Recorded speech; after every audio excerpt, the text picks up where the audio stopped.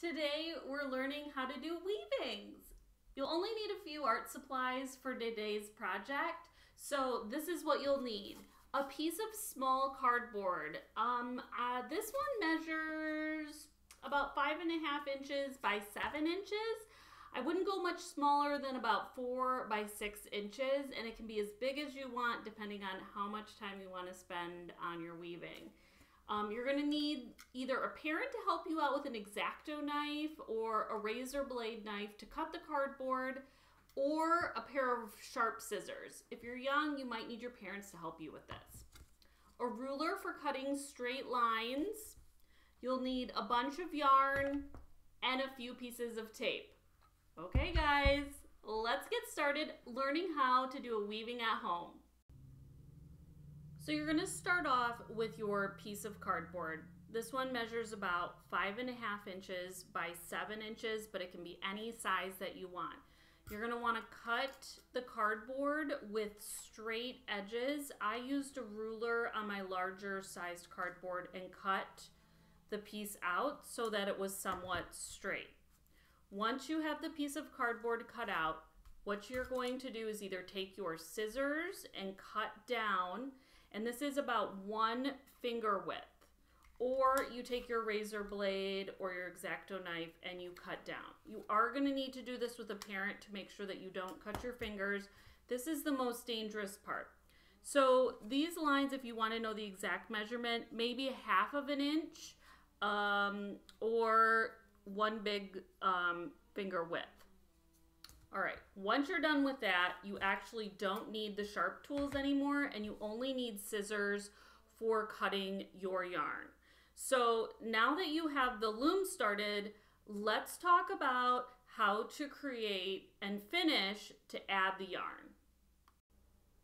Hey look everybody, Miss Defa, the 2nd grade teacher at my school, has come to join us. Just wave, hi Miss Defa. She's gonna watch us while we create our weaving. All right, so this is going to be the color for my warp. You won't really see a ton of this color, so whatever you have the most of, this is what you want to do. You want to take the end of it and with a small piece of tape, tape it to the board. And that's going to be the back of our board. Now I'm going to take this yarn and I'm going to be hooking it through the little cuts I made at the top and the bottom. So I've made 12, exactly 12 on the top and bottom. You want to have the same amount. And I'm just going back and forth so that the yarn goes through every single one.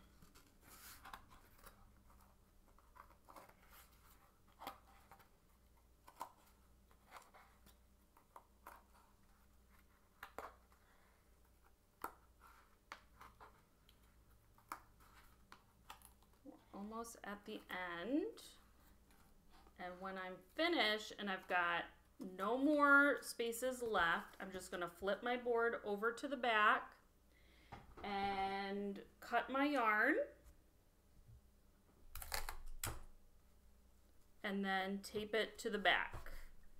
And now we're ready to do weaving. Now, if you don't have a ton of yarn, you can also go in between all of these if you don't want to have yarn on the back. This, I think, is the easiest way to create your warp, which is a key weaving term, and that's just the vertical yarn on your loom. Okay, go and grab your colors of yarn to create the weft, and we'll start that right now. All right, now your loom is ready for the weft, which is going to be the pattern of colors we do either over, under, and there's a couple different knot tyings that you can do. So the first I'm going to show you is how to do an over, under. So you want to take your yarn and do the over, under, over, under. And you're going to do this until you make it all the way across your board. Now, if you have a needle at home with a large eye for the yarn, that might make this a bit easier, but you can totally use your hands. You do not need a needle. Now, I'm going to pull however much yarn I have all the way through. The only thing you want on the end is just a short little tail that you can tuck in later or even cut off or tie. Now you're ready for the next row, and it's going to be the opposite. So if this row ended in under, your next one's going to start with over, under, over, under, over, under. You want here for the opposites to happen, where you have under here, over here. And again, you're just going to go across the whole board doing that pattern, either over, under, or under, over. And then pull it through. Once you've reached the end, you don't want to pull too tight. You kind of just want it to loop around the end and then push everything to the top. And continue doing this for however long as you want on your loom with this color. So if you want to do more, you ended here with under, so the next row is going to start with over. And just keep doing this until your yarn is gone or you want to switch colors. So I'm going to do a few more rows using my red yarn on my loom. And when I'm done, I'm going to come back and show you guys how to start with a different color. All right, once you're done weaving, all you're going to do is take your scissors and cut the yarn so that you have a bit of a tail left behind.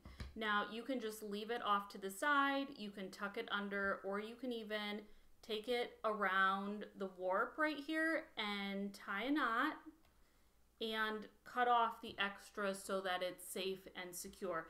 And then move on to your next color. Using the next color, you want to follow the same rules you did with the color before. If it was under, you want to start the next color with over. If it was over in the last row, you want to start with under. And then just continue to keep weaving with the next color. So I'm going to do a few rows using my orange, and I'm going to follow all the same directions that I did up here for the red. So when I get to the end of the row, I'm going to pull the yarn through. I'm going to leave a tail, and don't forget to push the yarn up so that it's nice and tight. And then when I go to the next row, I want to do the opposite. So here I went under, so the next row I want to go over. Also important to remember, when you're pulling the yarn through the loom, you don't want to pull the yarn too tight, because if you do, it'll make your warp get really skinny in the middle. And that'll change the size of your weaving, and it will no longer be rectangular. It'll be very wide up here and very skinny in the middle. So when you're pulling the yarn through like this, make sure it's nice and loose and it's not pulling in. So I'm going to weave a little bit more of orange, and I'll be right back when I'm done with that. All right, I'm done with the next color. So all I'm going to do is cut and leave a tail, and then I'm ready to move on to the next color. I'm going to show some more advanced techniques about how to weave a little bit differently. These are totally optional. You can actually do an entire weaving using the over-under stitch that we use here with red and orange, and it would look great. These techniques are different, more advanced if you want to challenge yourself. So I'm going to do the same over-under, following the same pattern as above, but instead of weaving all the way to the end, I'm only going to go halfway.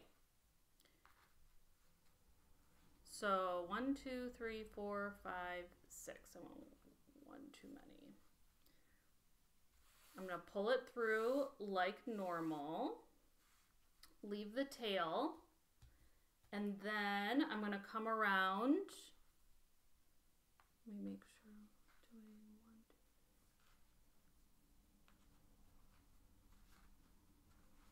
1, 2. Going to weave back so that I'm only going through half of my loom. And on this side, I can use a different color. So I'm going to continue doing the over under only on half my loom for a few rows, and I'll come back and show you what it looks like. I finished my yellow and I've cut it off, and now I'm going to start with my next color here, and I'm going to weave, and I'm actually going to be going over and under in between my weavings here on my yellow. So I've left it really loose so I can still see my warp, and I will be weaving the other half of this section. And this is a more advanced technique. You can experiment with this. It is easier to weave like this if you leave a big gap in your weaving here. So you could totally skip your last weave to be here. So your last stitch doesn't need to be here. It could be here. But you'll get a little gap in your weaving, like a little peek through hole, which is fine. But I like my weaving to be without gaps or holes. So for me, what I'm doing is when I finish a line, I'm making my last stitch in between so that you don't get a hole. And how I'm doing that is I'm just kind of sticking a pencil underneath here, lifting and kind of grabbing the yarn and pulling it through.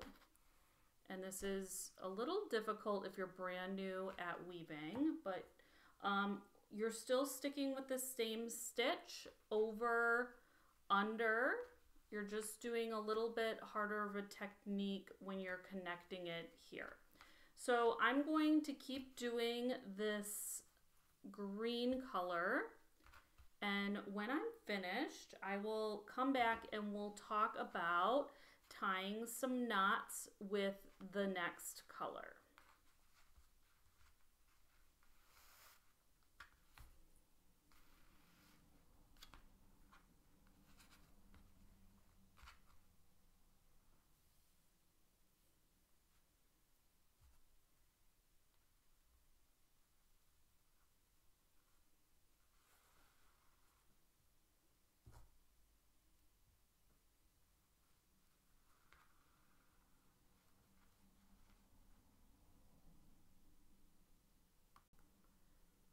The last technique is called a raya knot. So I've taken my next color of yarn and I've cut small sections. They are about 5 inches. I'm going to grab 3 of them and I'm going to go under the first 2 strings like that. And then the next 2 strings, so on my warp, the 1 and 2, I've gone under. 3 and 4, I'm going to go under those and wrap them around. And then I'm going to push everything to the top.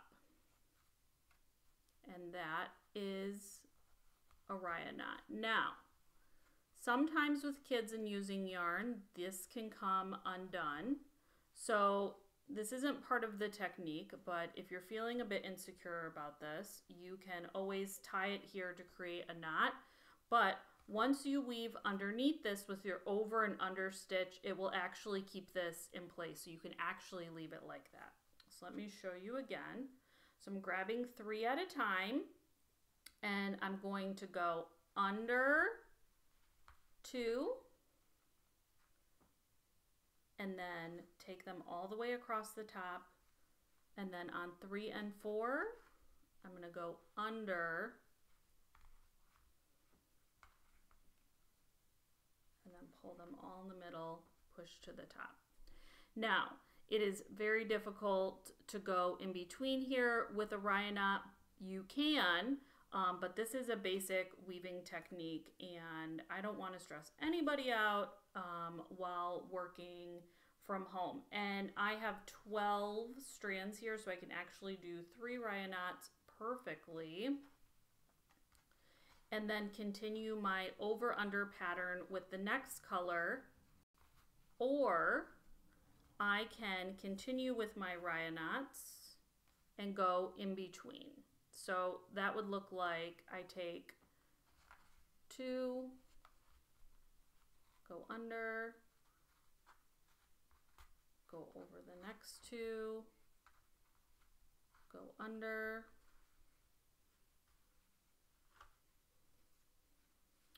and then push everything to the top.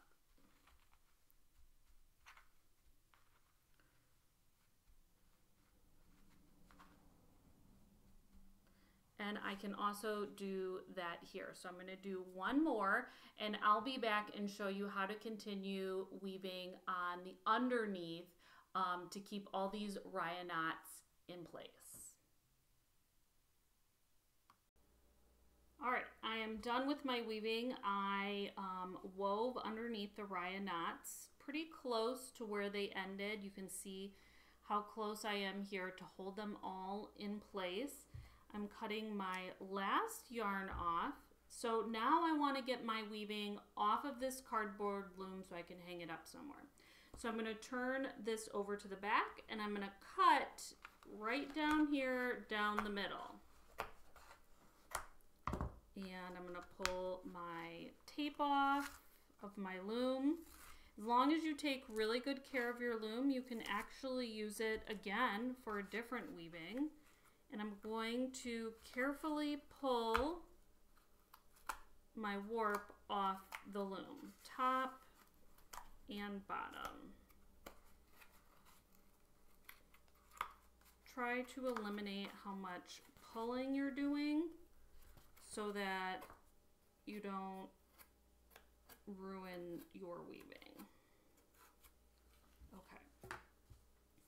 Now I'm going to take my warp, and I'm going to take the first 2 and I'm going to tie a knot. And then I'm going to take strings 2 and 3 and tie a knot. And then I'm going to take strings 3 and 4 and tie a knot, and continue this all the way on the top and the bottom. Now, if you're overly cautious about wanting your weaving to stay in place, you can always go a second time and repeat that knot pattern so you get double knots, and that will really hold it in place. So I'm going to do my knots on the top and bottom, and I'll come back when it's totally finished. All right, I've tied the top and the bottom. It creates this really cute twisted pattern. Now on the sides I've already started cutting, so I wanted to show you what I did. I took 2 of the strings on the side, and you can tie them together. If you're worried, you can always do 2 knots and then cut off the extra. You can also take the strings, if you don't like the look of that, you can take them around the back, lift up gently with a sharp object, maybe a pencil, and pull the extra string through to hold it in place. You can also do that. And that is how you do the basics of a weaving. I hope you enjoyed it. I know it's a lot of work. I promise the end result is amazing. You can even hang these in your house. You can put a stick through them or a skewer, and they can make nice wall hangings. Thanks for watching this video, guys. Bye!